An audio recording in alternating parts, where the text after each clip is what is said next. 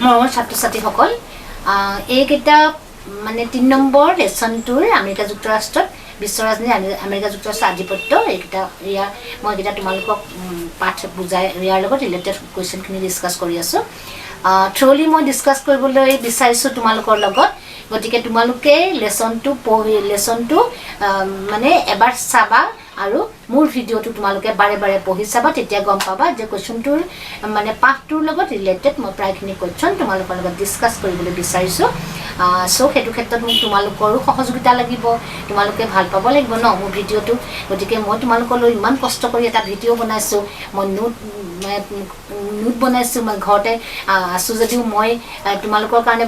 যেনে হ'লেও অলপ কষ্ট কৰিছোঁ কষ্ট কৰা কিন্তু মোৰ মেইন ইণ্টেনশ্যন এইটোৱে যে তোমালোকে কিবা এটা মোৰ পৰা শিকা ন গতিকে তোমালোকে চেষ্টা কৰিবা মোৰ এই ভিডিঅ'টো বাৰে বাৰে চাবৰ কাৰণে বাৰে বাৰে পঢ়িবা আৰু ভাল পালে মোক কমেণ্ট কৰিবা আৰু কিবা তোমালোকৰ টাফ কুৱেশ্যন কিবা থাকিলেও মোৰ লগত ডিছকাছ কৰিবলৈ নাপাহৰিবা সো তোমালোকক আজি মই এই ৩ নম্বৰ পাঠটোৰ লগতে মানে আমেৰিকা যুক্তৰাষ্ট্ৰৰ বিশ্বৰ ৰাজনীতিৰ আধিপত্য এইটো বুজাবলৈ যাওঁতে মই তোমালোকৰ লগত এই পাঠটোৰে ৰিলেটেড এটা কুৱেশ্যনৰ সম্পৰ্কে ডিছকাছ কৰিবলৈ আগবাঢ়িছোঁ সেইটো হৈছে আধিপত্য তোমালোককতো মই কৈ আছোঁ যে ছোভিয়েট ৰাছিয়াৰ পতনৰ পাছত কি হ'ল আমেৰিকা যুক্তৰাষ্ট্ৰ একদলীয় কি হ'ল তেওঁলোকে ছুপাৰ পাৱাৰ হ'বলৈ গৈ আছিল ছুপাৰ পাৱাৰ হ'ল আৰু তেওঁলোকৰ আধিপত্য বিস্তাৰ কৰিবলৈ বিচাৰিলে বিভিন্ন ৰাষ্ট্ৰৰ বিভিন্ন মানে ৰাষ্ট্ৰবিলাকৰ ওপৰত তেওঁলোকৰ আধিপত্য বিস্তাৰ কৰিবলৈ বিচাৰিলে আধিপত্য বিস্তাৰ কৰাৰ লগে লগে তেওঁলোক এটা ছুপাৰ পাৱাৰ যে সেই ক্ষেত্ৰত তেওঁলোক আগবাঢ়ি যাবলৈ মানে সমৰ্থ হ'ল আৰু যিকোনো ক্ষেত্ৰতে মই আধিপত্য এই কথাটো বুজাবলৈ লৈ মই তোমালোকক এটা সৰু উদাহৰণ দি বুজাইছোঁ শুনা কুৱেশ্যনটোৰ মাজত সোমোৱাৰ আগতে মই তোমালোকক এটা কথা ক'বলৈ বিচাৰিছোঁ মন দি শুনিবা তোমালোকে নহয় জানো যিকোনো কথা মন দি শুনিলেহে বুজিব পাৰে মন দি নুশুনিলে ওপৰতো শুনিলেতো এক কথা বুজিব নোৱাৰে যিহেতুকে পলিটিকেল চায়েন্স এই বস্তুটোতো আৰু অলপ দীঘলীয়া ব্যাখ্যা ইয়াত কোনো মেথড নাই বিশেষ ইয়াত কোনো মেথড নাই বুজাবলগীয়া বা তোমালোকৰ লগত বৰ্ডত ধৰোৱা অংক এটা বুজিলা কেনেকৈ কি কৰিলা এনেকুৱা নহয় এই বস্তুটো হ'ল অকণ কিন্তু ব্যাখ্যাত্মক মানে বহল বৰ্ণনাত্মক তোমালোকৰ লগত বৰ্ণনা কৰিব লাগিব সেই বৰ্ণনাটো তোমালোকে সাধুৰ নিচিনাকৈ সাধু এটা শুনিবলৈ যেনেকৈ আমি ইচ্ছা কৰোঁ ন তেনেকৈ তোমালোকে ইচ্ছা কৰিব লাগিব ইচ্ছা কৰিলে চাবা এই পলিটিকেল চায়েন্সটো তোমালোকৰ কাৰণে বহুত ইজি হৈ পৰিব এতিয়া আধিপত্য তোমালোকক মই এটা কুৱেশ্যনটো পাৰিলে বাহিৰলৈ আহি এটা মই তোমালোকক বুজাবলৈ বিচাৰিছোঁ আধিপত্য মানে হ'ল ধৰি লোৱা কোনো এটা শক্তিয়ে কোনো অন্য এটা তাতকৈ কম শক্তিৰ ওপৰত চলোৱা তেওঁলোকৰ ডমিনেশ্যন মানে ডমিনেট কৰিব বিচৰা মানে ধৰি লোৱা আধিপত্য অকল ডমিনেশ্যনেই নহয় আধিপত্য নানা প্ৰকাৰৰ আছে তোমাক কোনোবাই মৰমেৰেও তোমাৰ ওপৰত আধিপত্য বিস্তাৰ কৰিবলৈ বিচাৰিব পাৰে তোমাৰ ওপৰত কোনোবাই শাসনৰ সুৰতো আধিপত্য বিস্তাৰ কৰিবলৈ চাব পাৰে না দমনৰ জৰিয়তেও তোমাৰ ওপৰত কোনোবা আধিপত্য বিস্তাৰ কৰিবলৈ যাব পাৰে এতিয়া বুজিলা ন কথাটো আধিপত্য মানে কি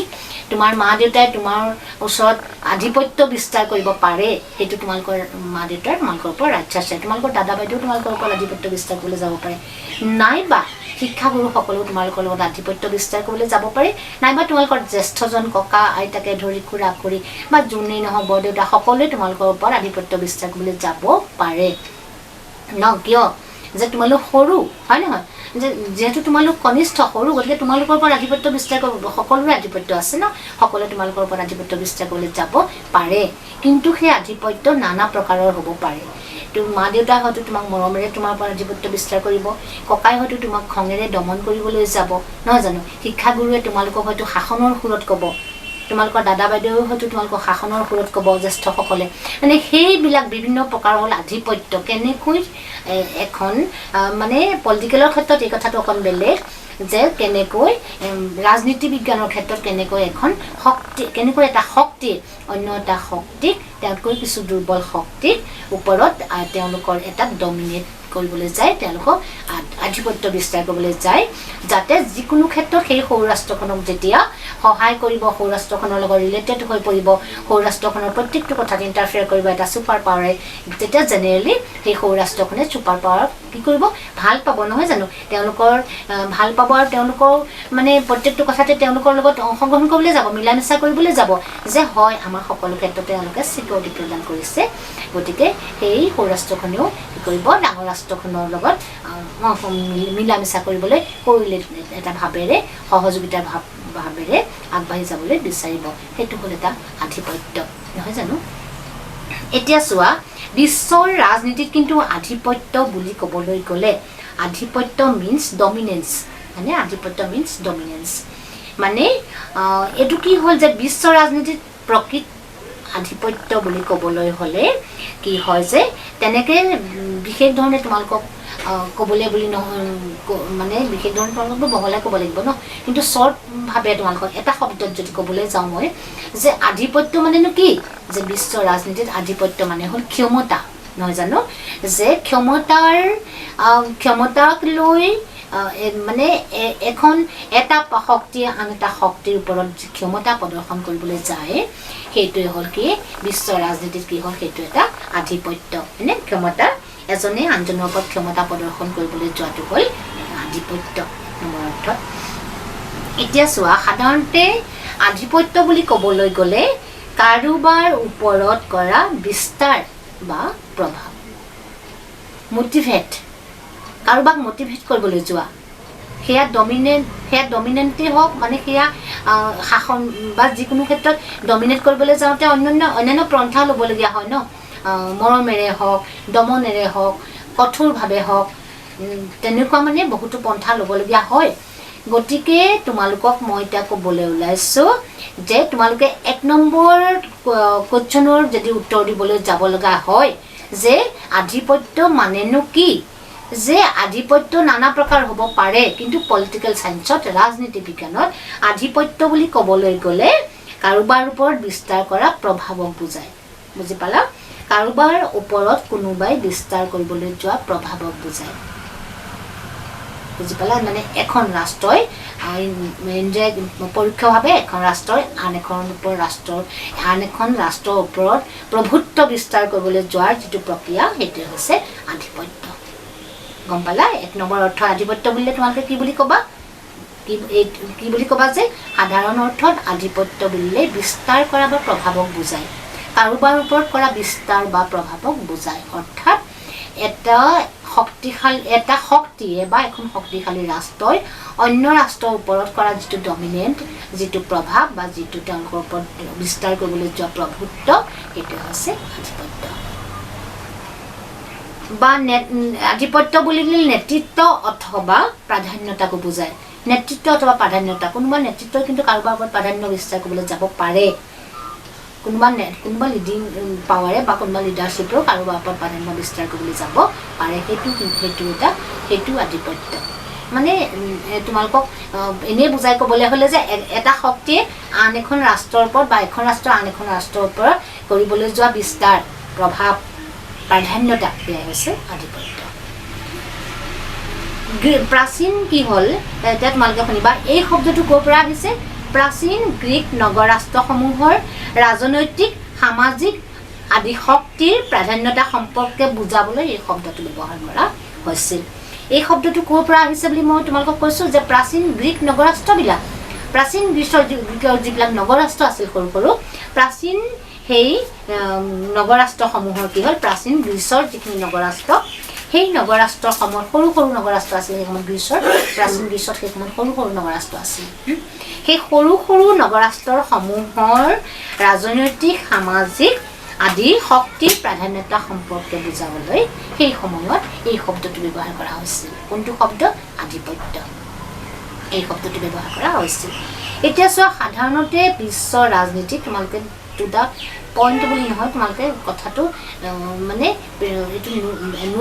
নোট যদি কৰা তোমালোকক মইতো তোমালোকক প্ৰথম ভূমিকাটো কৈ দিলোঁ আৰম্ভণিটো আধিপত্য মানে কি সেয়া ক'লোঁ বিস্তাৰ বা প্ৰাধান্যতা এটা শক্তি আন এটা শক্তিৰ ওপৰত কৰিবলৈ যোৱা প্ৰভুত্ব বা প্ৰাধান্যতা বিস্তাৰ কৰিবলৈ যোৱা প্ৰভুত্ব বা প্ৰাধান্যতা হ'ল সেইটো হৈ গ'ল এতিয়া ই কেইবা প্ৰকাৰ হ'ব পাৰে সেইটো মই তোমালোকৰ লগত ডিছকাছ কৰিম এতিয়া কি হ'ল যে এইটো ক'ত প্ৰয়োগ হৈছিল যে প্ৰাচীন গ্ৰীচৰ নগৰৰাষ্ট্ৰবিলাক সৰু সৰু নগৰৰাষ্ট্ৰবিলাকত সামাজিক ৰাজনৈতিক বা অৰ্থনৈতিক এইবিলাক ক্ষেত্ৰত প্ৰভুত্ব দেখুৱাবলৈ যাওঁতে বা এইবিলাকৰ প্ৰাধান্যতা এই শক্তিবিলাকৰ প্ৰাধান্যতা সম্পৰ্কে বুজাবলৈ যাওঁতে প্ৰাচীন গ্ৰীচৰ নগৰৰাষ্ট্ৰবিলাকত এই শব্দটো ব্যৱহাৰ কৰা হৈছিল কি শব্দটো আধিপত্য তাৰপাছত চোৱা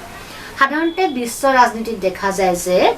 কোনো এখন ৰাষ্ট্ৰই মই তোমালোকক কৈছোঁ যে সাধাৰণতে বিশ্ব ৰাজনীতিত দেখা যায় যে কোনো এখন ৰাষ্ট্ৰই নিজকে সামৰিক অৰ্থনৈতিক ৰাজনৈতিক সাংস্কৃতিক যিকোনো ক্ষেত্ৰত আদি দিশত আগবঢ়াই লৈ যাবলৈ প্ৰচেষ্টা চলায় হয়নে এখন বিশ্বত প্ৰত্যেকেই প্ৰচেষ্টা চলায় প্ৰত্যেকেই নিজকে কি শ্ৰেষ্ঠ হিচাপে প্ৰতিপন্ন কৰিবলৈ বিচাৰে হয়নে কিন্তু এটা কথা চাবা মই তোমালোকক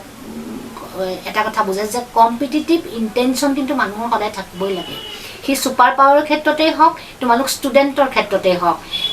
যি ষ্টুডেণ্টৰ এই কম্পিটিটিভ ইণ্টেনশ্যন এটা থাকিব প্ৰতিযোগিতামূলক এটা ভাৱ থাকিব প্ৰতিদ্বন্দ্বিতামূলক এটা ভাৱ থাকিব যি ষ্টুডেণ্টৰ মাজত সেই ষ্টুডেণ্ট কিন্তু সদায় আগুৱাই যাব পাৰে পাছলৈ ঘূৰি চোৱাতকৈ তোমাৰ পাছলৈ ঘূৰি চাই মানে তুমি কাৰোবাৰ পাছত ৰ'বলৈ চেষ্টা কৰাতকৈ কোনোবাক তোমাৰ পাছত ৰখাবলৈ চেষ্টা কৰা বুজি পালানে যে তুমি আগলৈ যাবলৈ চেষ্টা কৰা কাৰোবাক অভাৰটেক কৰি তুমি আগলৈ যাবলৈ চেষ্টা কৰা কোন তোমাৰ পাছত আছে সেইটো লক্ষ্য নহয় তুমি কাৰ আগত আছা বুজি পালা এইটোৱে হৈছে সুপাৰ পাৱাৰবিলাকে এই কম্পিটিটিভ ইণ্টেনশ্যনটো সন্মুখত লৈ সদায় আগুৱাই যায় আৰু সেই কাৰণেই আমেৰিকা যুক্তৰাষ্ট্ৰ বিশ্ব ৰাজনীতিত আজি এক সুপাৰ পাৱাৰ হিচাপে পৰিগণিত হ'বলৈ গৈ আছে অৱশ্যে কিন্তু আমেৰিকা যুক্তৰাষ্ট্ৰৰ বৰ্তমানৰ যিটো পৰিস্থিতি বৰ্তমানৰ যিটো কণ্ডিশ্যন কৰোণা ভাইৰাছৰ সংক্ৰান্তত আমেৰিকা যুক্তৰাষ্ট্ৰ কিন্তু খুব বেয়াকৈ ক্ষতিগ্ৰস্ত হৈছে এই ক্ষেত্ৰত কিন্তু এনেদৰে চলি থাকিলে এটা সময়ত প্ৰশ্ন হয়তো উত্থাপিত হ'ব যে বিশ্বত কোন ছুপাৰ পাৱাৰ এই কথাটো মই তোমালোকক এই বৰ্তমানৰ পৰিস্থিতিৰ লগত লগ লাগিহে পৰিস্থিতিৰ লগত সংগতি ৰাখিহে ক'বলৈ গৈছোঁ যে আমেৰিকা যুক্তৰাষ্ট্ৰ বিশ্বত এক ছুপাৰ পাৱাৰ কিন্তু বৰ্তমান কৰোণা ভাইৰাছৰ যিটো সংক্ৰমণৰ যিটো পৰিস্থিতি সেই পৰিস্থিতিটো যদি এনেদৰেই যদি চলি থাকে তাৰ যদি কোনো এটা উপায় পোৱা নাযায় তাক নিষ্কাশন কৰা তাক নিৰ্মূল কৰা তেতিয়াহ'লে কিন্তু বিশ্ব ৰাজনীতিত এটা সময়ত হয়তো প্ৰশ্ন উত্থাপিত হ'ব যে কোন ছুপাৰ পাৱাৰ বিশ্ব ৰাজনীতিত চ' এতিয়া তোমালোকৰ আধিপত্যৰ বিষয়লৈ আহোঁ আমি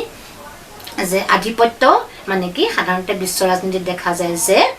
কোনো এখন ৰাষ্ট্ৰই নিজকে কি কৰিবলৈ যায় সামাজিক ক্ষেত্ৰত হওক ৰাজনৈতিক ক্ষেত্ৰত হওক অৰ্থনৈতিক ক্ষেত্ৰত হওক সামৰিক ক্ষেত্ৰত হওক যিকোনো অস্ত্ৰ শস্ত্ৰ নিয়ন্ত্ৰণৰ ক্ষেত্ৰত হওক মানে উদ্ভাৱনৰ ক্ষেত্ৰত হওক ক্ষেপণাস্ত্ৰ উদ্ভাৱনৰ ক্ষেত্ৰতেই হওক সকলো ক্ষেত্ৰতে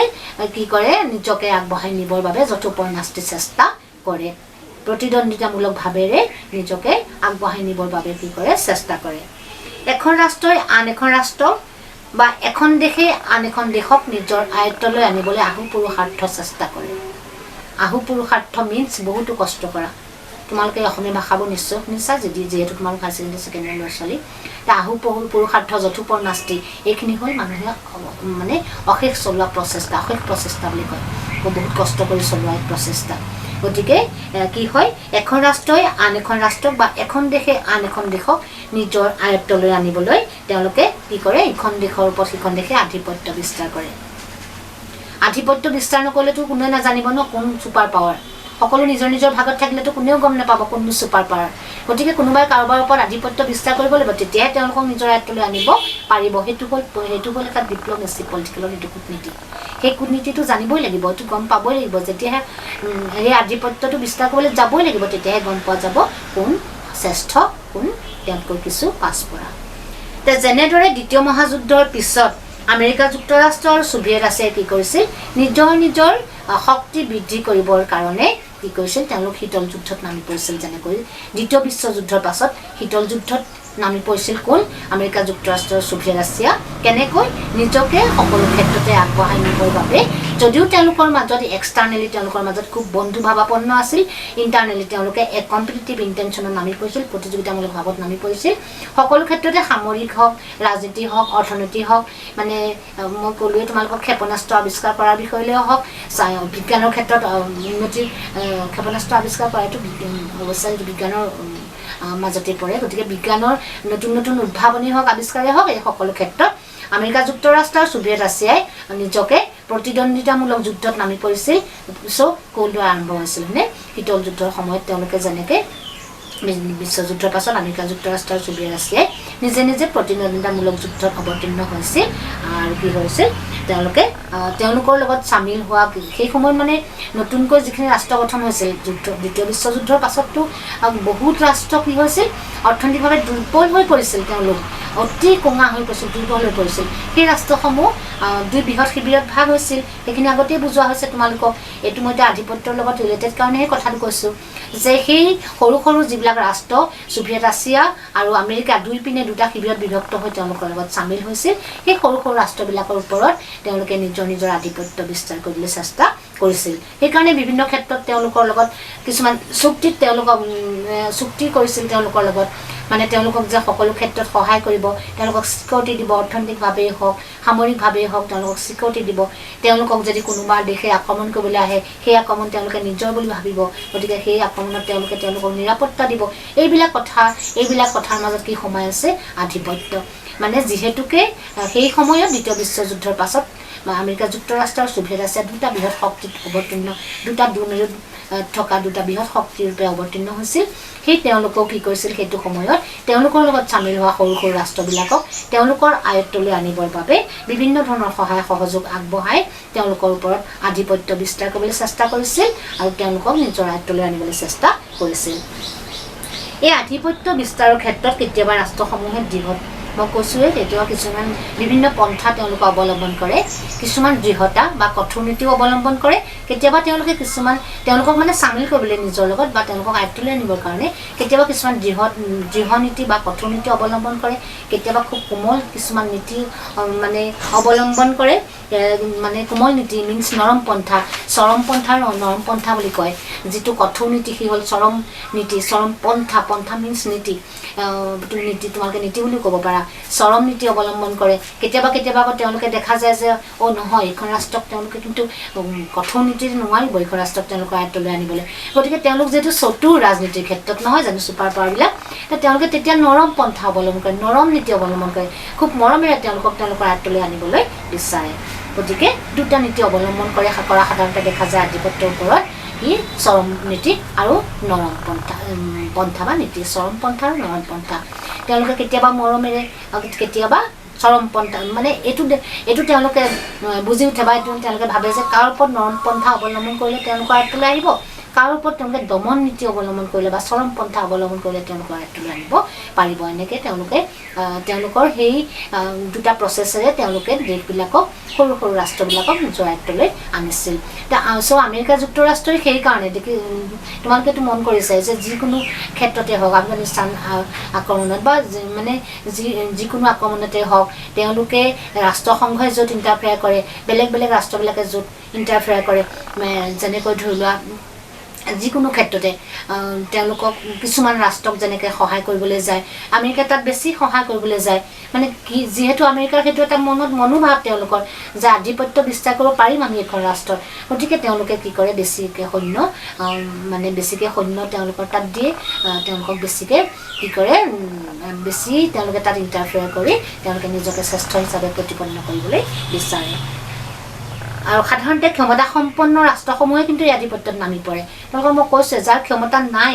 যি অৰ্থনৈতিকভাৱে সবল নহয় যি ৰাজনৈতিকভাৱে দুৰ্বল অৰ্থনৈতিকভাৱে দুৰ্বল সামৰিকভাৱে দুৰ্বল তেওঁলোকেতো কেতিয়াও কাৰো ওপৰত আধিপত্য বিস্তাৰ কৰিব নোৱাৰে ন গতিকে সাধাৰণতেই যিখিনি ছুপাৰ শক্তি সেই শক্তিয়েহে এখন ৰাষ্ট্ৰৰ ওপৰত আধিপত্য বা এখন দেশৰ ওপৰত আধিপত্য বিস্তাৰ কৰিবলৈ বিচাৰে